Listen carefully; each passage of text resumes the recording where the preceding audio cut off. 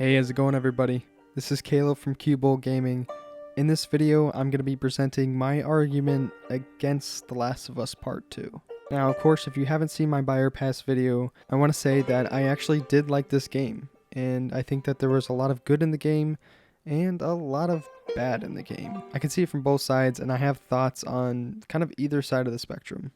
If you're curious on the things that I thought really did work in the game, you can watch my video on my argument for The Last of Us 2. And before I go any further, I do want to say that this video contains a lot of spoilers, so this is the spoiler warning. Please stop! Please don't shoot! Joel, please get up! So Joel is dead, and I think that this wasn't the best choice, in my opinion. I mean, I did like the story, and I think that it did bring a lot of unique aspects to the game, but I don't really think it was necessary to go this route. I think that they could have brought a unique perspective, just like in this story, while keeping Joel alive. If they put just as much work into this story as they did into one where Joel was alive, I think that it would have got better reception overall. I also want to mention that I don't like how Joel was killed. Even to some extent, kind of a slap in the face to people who liked the first game. Personally, the first game is my favorite game, and I really connected with Joel and Ellie. I don't think this game is nearly as good as the first game. However, I do think it's a little more in-depth and a little more bold, but it definitely fails in a lot of areas.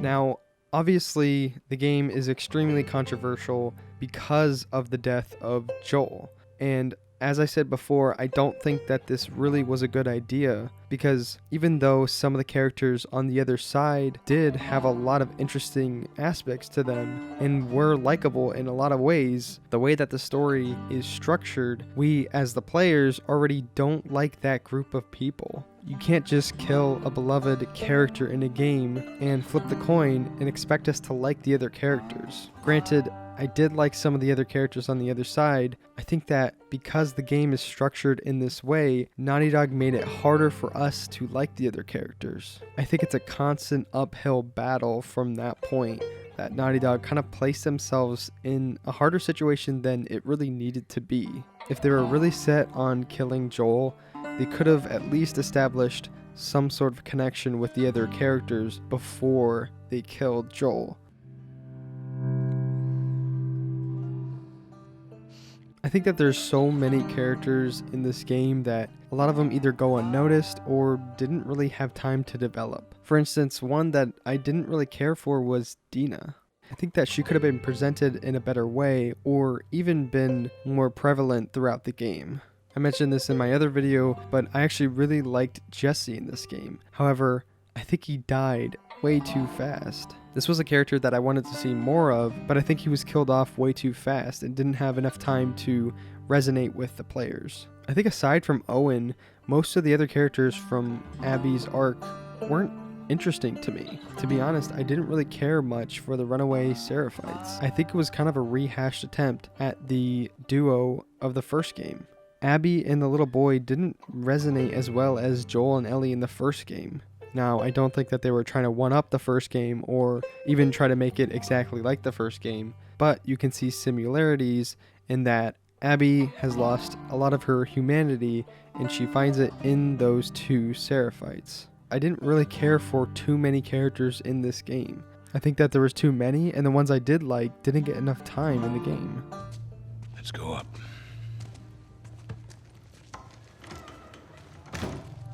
Now, undoubtedly, the story is really messy, but I don't think that justifies wasted potential.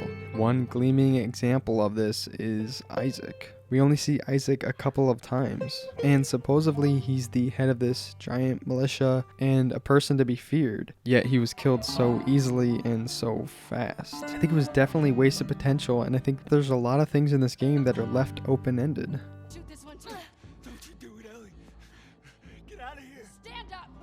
I don't think that Naughty Dog was as clever as they had hoped they'd be with this story, and I'm pretty sure that anyone that's paying attention could see this story coming a mile away. Now, yes, it is unique, and yeah, it does have a lot of cool perspectives, but I don't think it was this really complex thing that was unraveling. I think that you could probably see it coming towards the beginning of the game, and you kind of see how it's gonna end. There were even times where I felt that Naughty Dog was trying a little too hard to have you like the characters from the other side, and that didn't really feel genuine to me. There were points where the characters were seemingly too good, and it was a complete contrast to how you see them in the first part of the game. Ah, yes. Hey man, feeling better? For instance, in the first game, you never doubt that Joel is a messed up person and that he has issues, but you do see that he cares for Ellie and that she is the last piece of humanity for him. In The Last of Us 2, you see the absolute inhumane thing that this group does at the beginning of the game, yet later on they're portrayed as being almost too good.